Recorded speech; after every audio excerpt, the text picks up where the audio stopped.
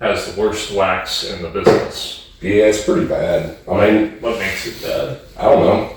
Just a shitty mix of wax and water or something. It cracks too much. Yeah. It's everywhere. I was just telling you, at least the 12, this is a little bit better. Some of the older stuff that I have, it's like you take that damn wax, the strip off, and shit just breaks everywhere. It's all over the sink. It's all over You gotta get the vacuum out and vacuum that shit out. It's a real pain in the ass. But so tell me about Knob Creek. Who is Knob Creek? Why is Knob Creek? Knob Creek is Knob Creek. Now, what a lot of people don't know, or maybe they do know, but the people that I dealt with didn't really know, is the parent company of Knob Creek is Jim Beam. So, do they use the same juice, or is it a different mash bill? You know, I didn't look into it. I'm assuming so Jim Beam they're going to have different mash bills for different products. So let's kind of go into the products. So you've got, your standard inexpensive Jim Beam stuff that you see at every liquor store, right? Just Old Tub for refined occasion. Well, we're getting to that. So Jim Beam has their standard Jim Beam line. They also make, I can't think. I just drew a blank. We don't own any of it. What are you thinking? It'll come to me. Damn it. I can look at the bottle too. But anyway, they make Bookers. They make Bakers.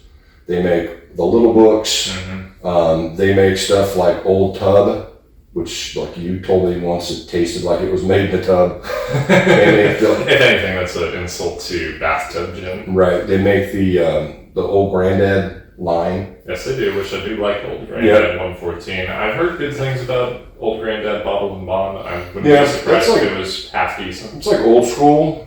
They also have a Old Granddad Bottled and Bond 7-year. They do? Yeah, I haven't seen it around here, but I know they have it. Basil Hayden's, that's the other. Basil Hayden's is like the whiskey connoisseur's stepping stones. Yeah, like it's a fancy bottle. It looks pretty. Yeah, cool. A lot of people get into it. It was kind of made for the bar industry, for the restaurant industry, right? So they maybe stepped it up a little bit from the standard Jim Beam line. For the most part, they put it in a nicer bottle with cork, a little metal on the ribbon and the logo. Nice, like you said, nicer label. The problem with that is that stuff's all 80 proof. Mm-hmm. So anything you see on there is the same proof as regular Jim Beam. I wouldn't complain about that before, because out of all the Basil Haydens, my favorite is the port finish one, but it tastes barely port finish because it's so watered down. But then the price jumps up like $10 or $15 a bottle for the Basil Hayden line. Indeed. But we're talking about Knob Creek. So Knob Creek is made by Jim Beam as well. They have a bunch of different stuff. They've got their 100 proof offerings. They've got some 120 proof offerings. They don't do, as far as I'm aware, I've never seen anything like finish. So they don't take their whiskey and put it in separate barrels. This is a Knob Creek 12. They have a Knob Creek 15, a Knob Creek 18-year, and a Knob Creek 21-year-old. I believe the only one of those we have tried is the Knob Creek 15, which both you and I believe to taste akin. It was a little oaky. Getting punched in the face with a oak tree. And the 15, 18, and 21, I think it's 21 or 23.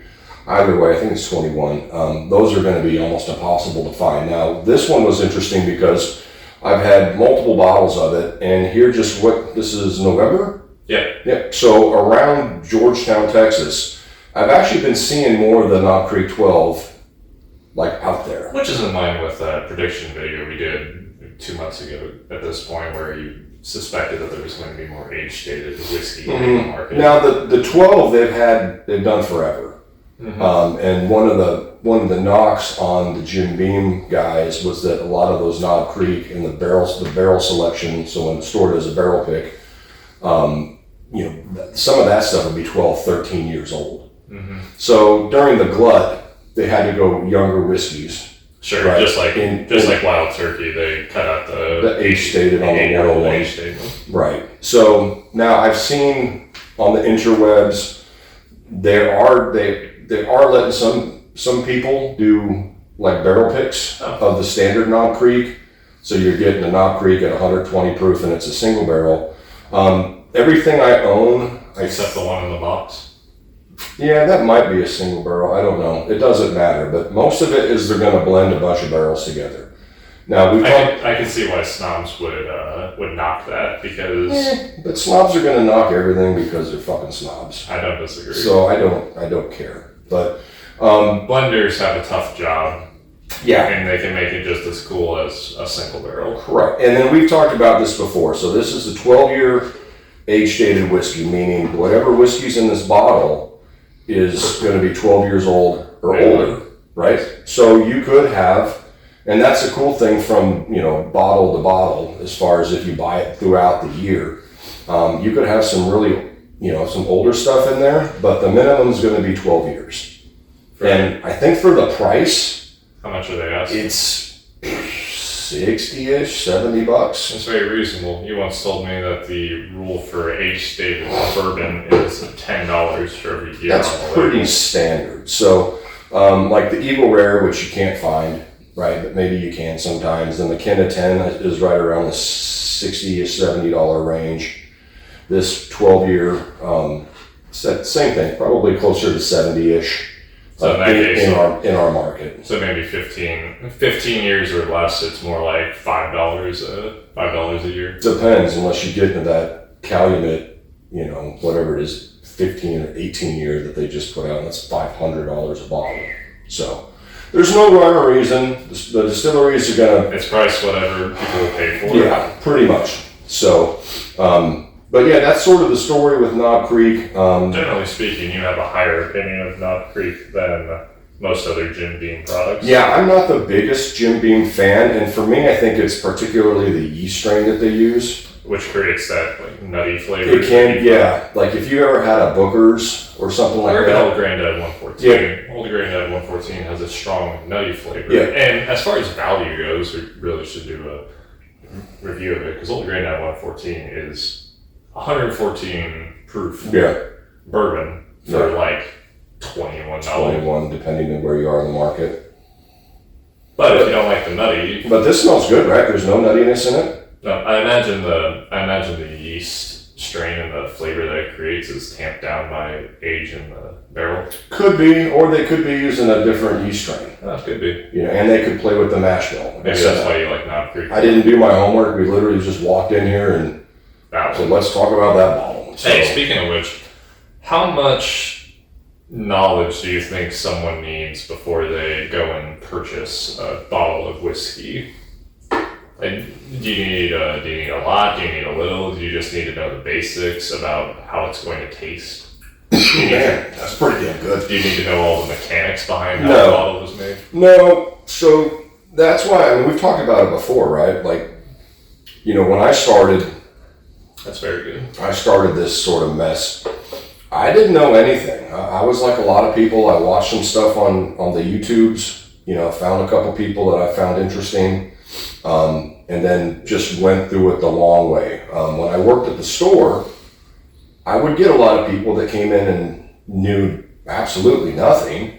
And then I get people that would come in that pretended that they knew something, but really didn't know something, and then they're like, okay, explain stuff to me. Otherwise known as the posers. Well, they just, guys. They're trying. Guys are guys. They don't want to come in and look stupid. So to answer your question, you don't need a lot of education before you start buying stuff. Now that's sort of the premise of doing what we're doing. Mm-hmm. So that if somebody's seen a bottle and they're like, man, it's an, $70, $80 bottle, it's a little expensive.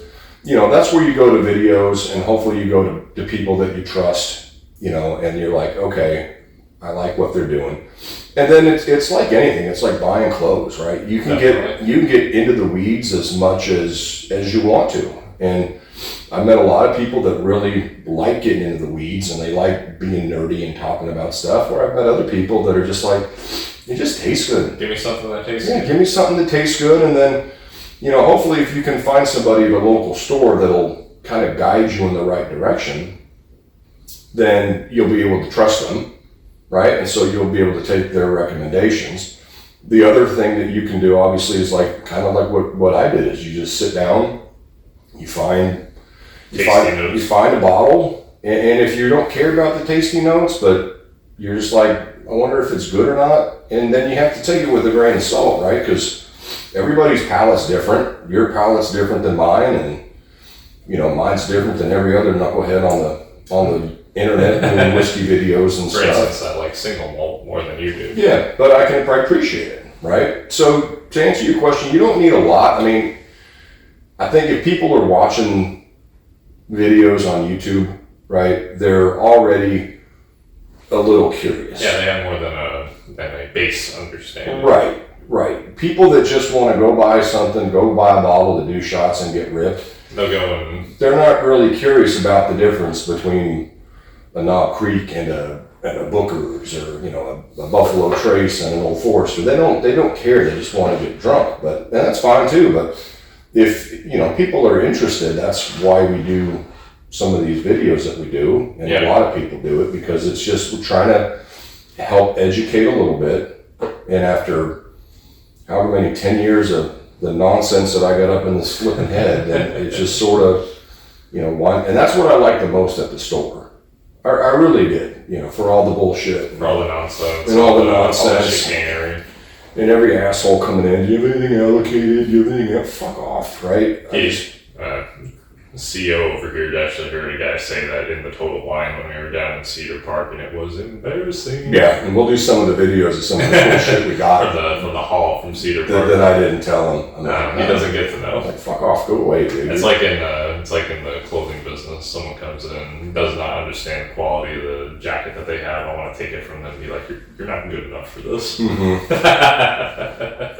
Anyway, this is very good. And it goes to show that that was like a legacy distiller, like Knob Creek under the Jim Beam label. Mm-hmm. It's 12-year age statement. The story behind it probably isn't that complicated because... No, but here's the thing though, and this is what's cool. So, especially for new people or people that are just kind of getting their feet wet, if you want to taste, like really taste what an aged bourbon should kind of taste like, this is a great example. Yes, because it's a very oaky bourbon, and it's not experimenting too much. Correct. They're not going out of left field, putting it in different. Trying to do some wild stuff, right? Or like what some of the smaller distilleries would do. Sure, or like the Trail Zen guys that we talked about, where they're double barreling stuff in a wild oak from up in northern, the Pacific Northwest. This is going to be straightforward Kentucky bourbon, aged for a minimum of 12 years. And if you've never had anything like super oaky, or you've always been like, I've heard people talking about they're getting oak in bourbons. This is a great example because it's got a little bit of sweetness to it. It's not super bitter. As we know, some oaks can be, or hyper-aged things can be very tanniny and very bitter. And that's because of its time being exposed to the wood. To the wood. Yeah, that's which is usually why extreme age statements in American bourbon, because it's so comparatively hot here compared to somewhere like Scotland or Ireland, where it ends up tasting like a tree. It can, yeah, if it's not done right. And now there are some people that really like that, That's also why hyper age statements are usually proofed down. 100%. This one sits at a very nice and comfortable 100 proof. And I think they nailed the proof because it's got just enough heat from the rye and stuff in there. It's got enough barrel influence where you can really taste the oak in there. But I think if you barreled that at 120 proof, if not done right, that would be so over oak for some people. You'd buy it and drink it and be like, oh, this is way too oaky. But the standard 12-year age-stated bourbon is really good. And I've gone through a couple bottles of these. Because last year, I don't know, I went through a phase where I saw them and I bought like 2 of them. You did do that, didn't you? Yeah. But it's a really good one. Like I said, very sweet oak. We've given no tasting notes, by the way, but we're the worst. Kind of a nice whiskey tubers. A nice oak, a nice rye spice. Maybe just for fun, we'll do it and a little bit of brown sugar. Yeah, I got a lot of brown sugar on my pours, and I noticed more of the sweet on the retrograde. Almost a little bit of like a creamy caramel, just a slight bit. It almost reminds me of toffee. Yeah. But yeah, just the nose is great. We didn't talk too much about it, but it's a really good one. And so if you've seen it, and because of the price, $60 for a 12-year age statement is rather reasonable. Right. But let's call it, just to be safe, 60 to 80. Sure. Because I haven't really looked at the price in over a year. But yeah, if you're looking to try something a little bit different, especially in the age statement world, this is a great one. We've been seeing it more and more here, where for the last couple of years, you maybe see it once a year, and people would. Helps in our location, which is a greater rule for spirit hunting. If you want to go spirit hunting, go to areas where you will predict that most of the good drinks are going to be sat on. Mm-hmm. A la Cedar Park. Yeah, don't want to give too much away, but I can't give away too many of this. But yeah, we found some good stuff down there, and that's just because it's like, how do I put this gently? The clientele. I'll go a different route. Let's do the fishing route. Oh, since I love bass fishing. Fishing metaphor. Fishing metaphor. At this hour. Yeah. So you've got a lake or a pond that only has X amount of fish in it. Yeah. Right. And if you have access to that lake and nobody else does, the chances of you catching a good fish go up exponentially, right? Because those fish don't have any pressure. But if there's 25 people at this pond every single day, well, the fish just kind of get conditioned, right? So if you live in an area where if you're hunting whiskey, and like we were up in Louisville, yeah, where fucking everybody was. Louisville, or maybe if you go closer to the city center in Austin. Yeah, Dallas, Austin, even around here, like down in Round Rock, there's a lot of people that hunt stuff. But for some reason up here, it's a little less pressure. Certainly. So you can get lucky, like we did with the Jack Daniel's Toasted Barrel. Which is wonderful. Like, just got lucky. And then our little secret spot at the Total Wine, we can find really cool stuff too. But it's just funny to say a secret spot in a big box store. Yeah, but like you said, maybe the clientele, a lot of them aren't looking for stuff like that. They're also the location. It's right off of it's tough to get to. US Highway. Anyway, this stuff is great. Like I said, not for the faint of heart. So if you're brand new into whiskey,